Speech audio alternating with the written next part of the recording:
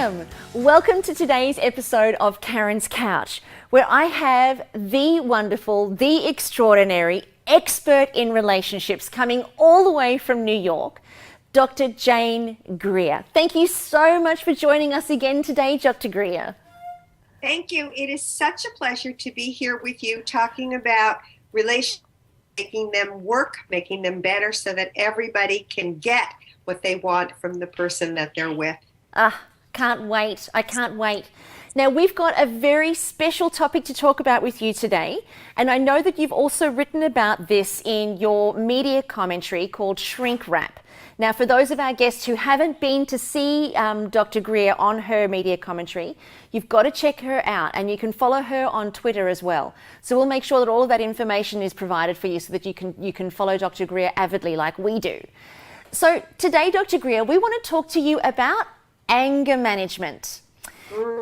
Because that's a big one. That's a doozy in relationships because, you know, when we spoke on our last show with you, we talked about controlling in relationships.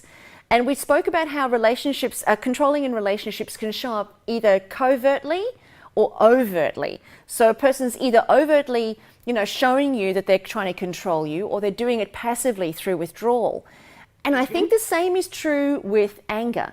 So talk to us about that. How does anger show up in a relationship, and what are the consequences of it? What happens with that?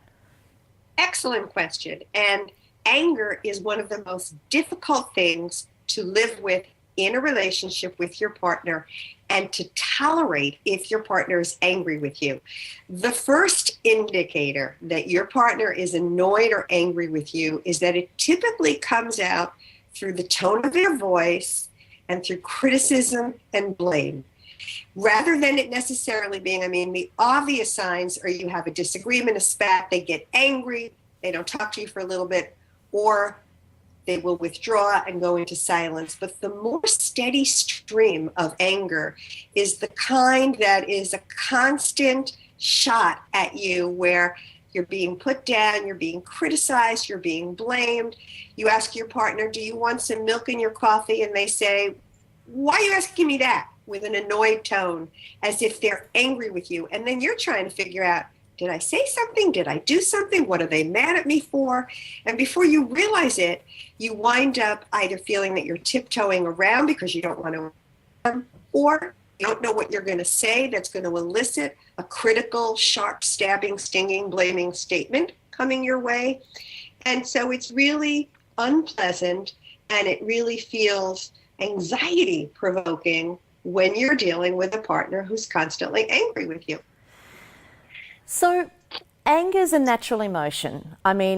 It's part of the human condition. We're going to get angry with things, and not necessarily even with our partners.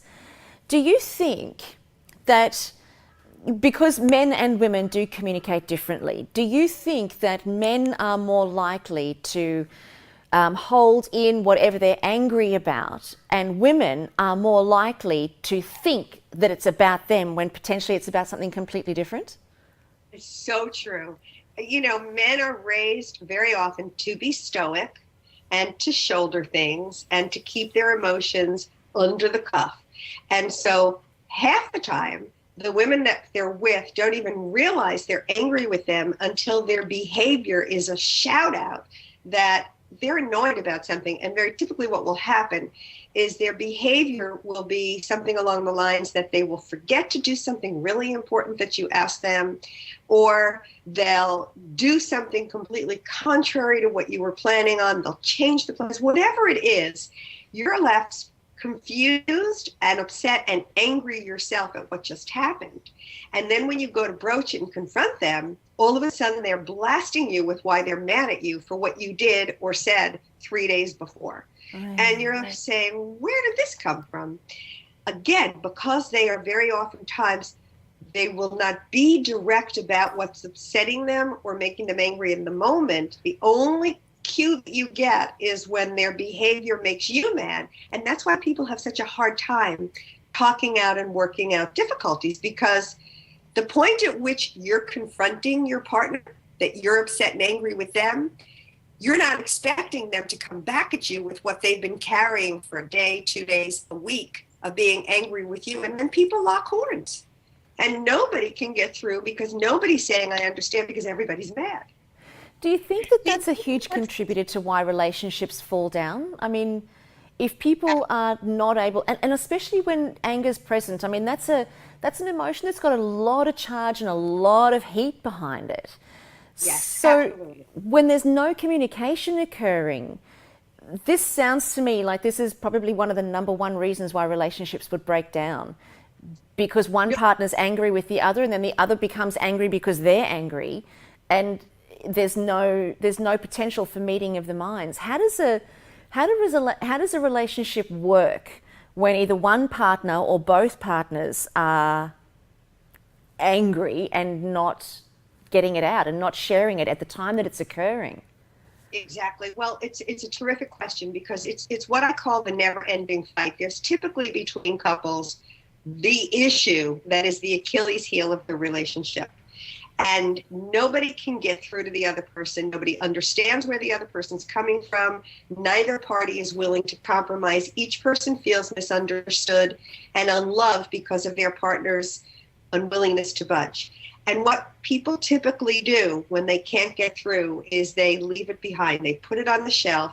Life is so full, life is so busy, there are so many responsibilities that we all have and have to deal with that we just get back into the swing of our relationship. The issue has been tabled and is on the back burner, but it doesn't go away. And over time, all the little, what I call in my book, paper cuts, all the small issues that we have and disagree on, they start to hurt more and more and more and more. And suddenly, one or both people are walking around with such a degree of resentment and anger that that's the point that relationships start to deteriorate. So what does somebody do about this? I mean, in your experience, no doubt you've seen hundreds and thousands of people in relationships that have experienced this issue, where anger really stands in the way of them being able to actually experience love with each other and intimacy. You know, there's a couple that I know of that have been married for a long, long time, probably, I'd say at least 15 years. And both partners are really quite volatile. You know, I know them as two little volcanoes. And they're very, very volatile, and they're volatile in their relationship together. But it's almost like when they love passionately, but when they hate passionately, God help everybody around them, including the kids.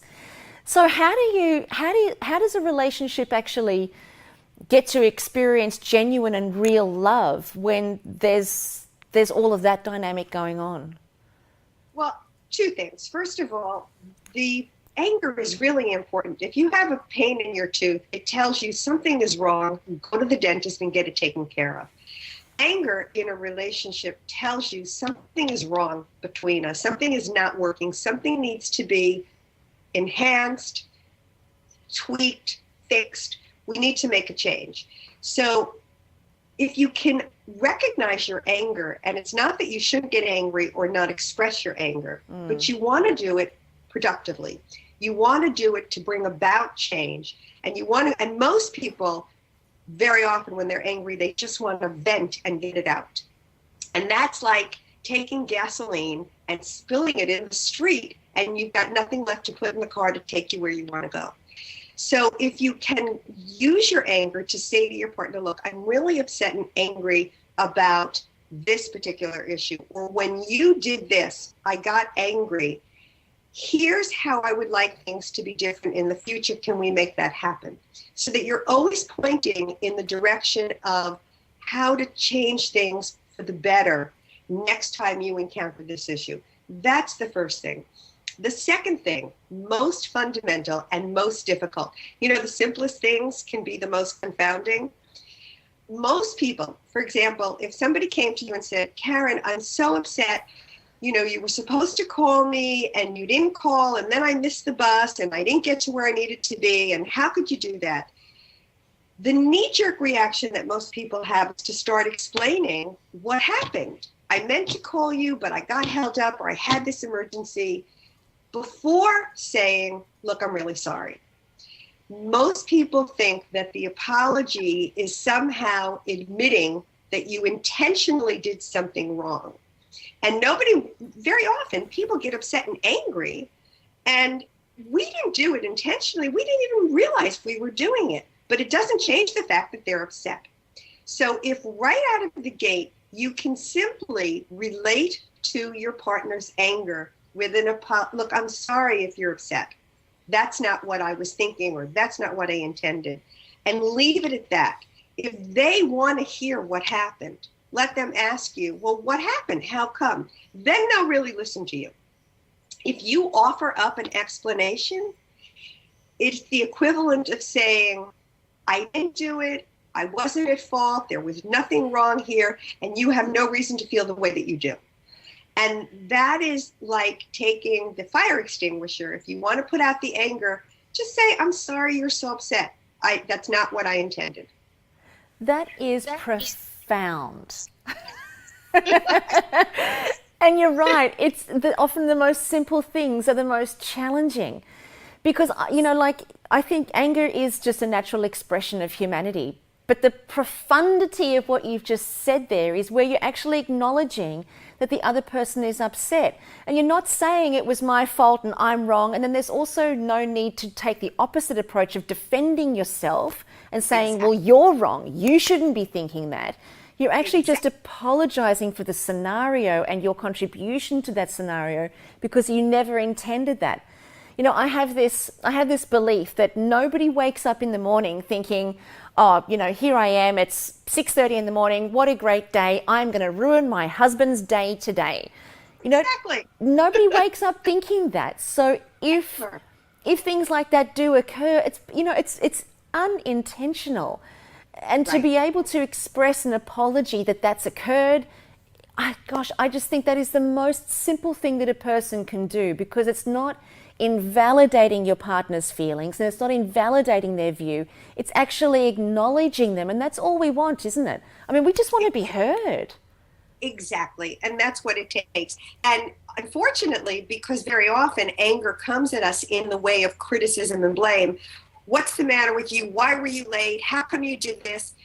People feel attacked. And so they initially go into, I didn't do it, I didn't mean it, rather than saying, look, I'm sorry. If they were late, look, I'm sorry. Whatever the reason was, maybe it was that there was a fire and they couldn't get out of the building, but still their partner is angry because they were waiting. So just apologize for that. Once in a blue moon, there are those people, when you validate their feelings and say, look, I'm sorry, when you validate their anger, sometimes that will make them angrier. It's like, yeah, see, I have a right to be angry. And then they rev it up a notch. But that too, if they do it, all you need to do is say, yeah, you're right. I would be angry too. Empathize. I could understand that you're angry. If you want to take some space till you cool off, just know I didn't do it intentionally. And I'll look to see it doesn't happen again. I'll be more aware next time. Because a lot of times, Carren, the unintentional things happen because we're not aware. And so our partner's anger, like I said earlier, the pain in the tooth tells us something needs to be done. Sometimes their anger tells us, you know what, we do need to be more aware next time. If this is something that is really distressing and upsets them, maybe we can remember that and pay closer attention so we don't do it again.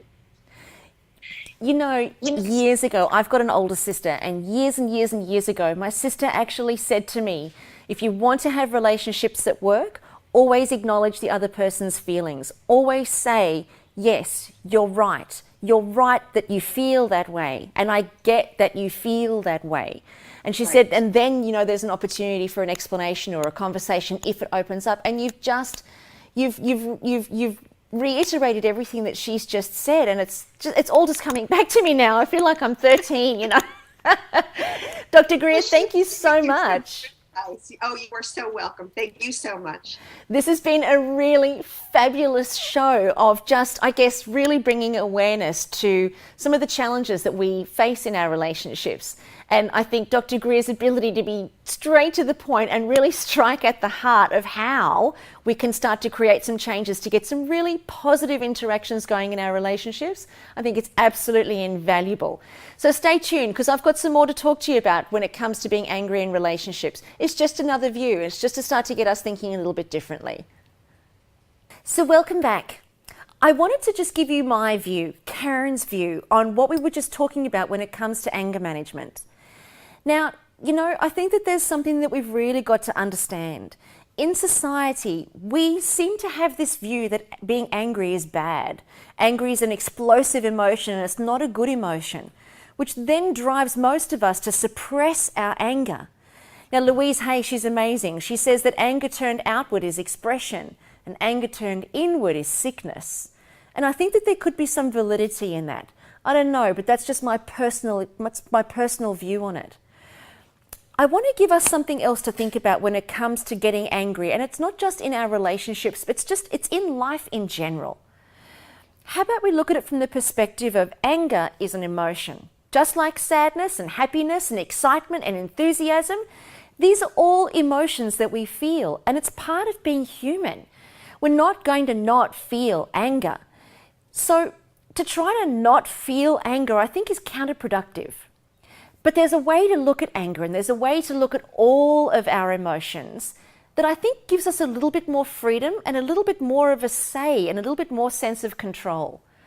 And that is to say to ourselves, I am not my emotions. Think about that. I have a hand, but I am not my hand. I have emotions, but I'm not my emotions. I have a voice, but I'm not my voice. I'm more than all of those things. I'm way more than all of those things.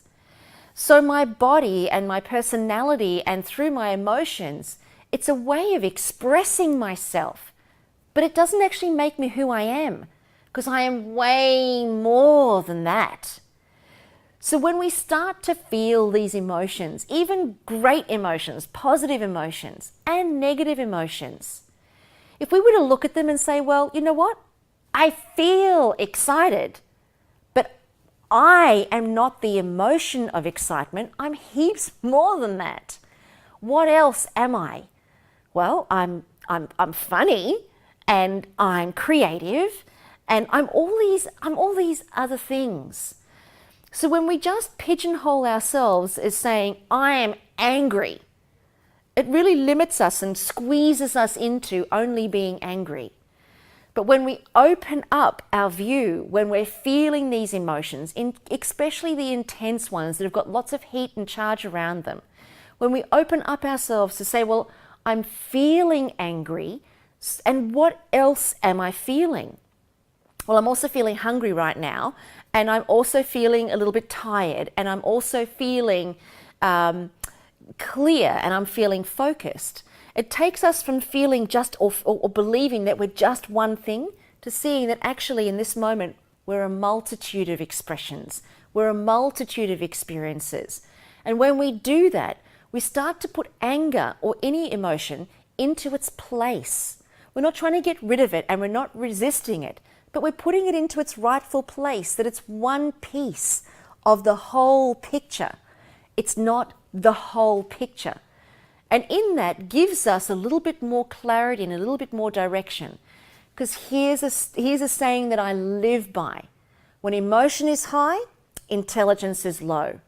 So when we're feeling all of this charge, we can't think clearly. And ultimately, when we're in the throes of emotions, we do want to think clearly most of the time, because chances are we're in some kind of an exchange. So keep that in mind. I'm not my emotions. I'm way more than that. So what else am I? Just start to ask yourself different questions. I don't know. See how you go with it. That's my view again. So thanks for joining us here on Carren's Couch. I hope that you've enjoyed this conversation, and I hope that you've enjoyed meeting up with Dr. Greer again. I think she's absolutely fabulous. So make sure that you go to our Facebook page or to the Carren's Couch website and post your questions. Anything that you'd like us to talk to Dr. Greer about, nothing is off limits. make sure that you let us know and we'll pose them to her in our next show. Hopefully that you've enjoyed your time here on Carren's Couch. Thanks for tuning in. Go to iTunes, give us a 5-star rating, tell everybody that you know that you love Carren's Couch, and we're going to see you here next week. Thanks again. Bye for now.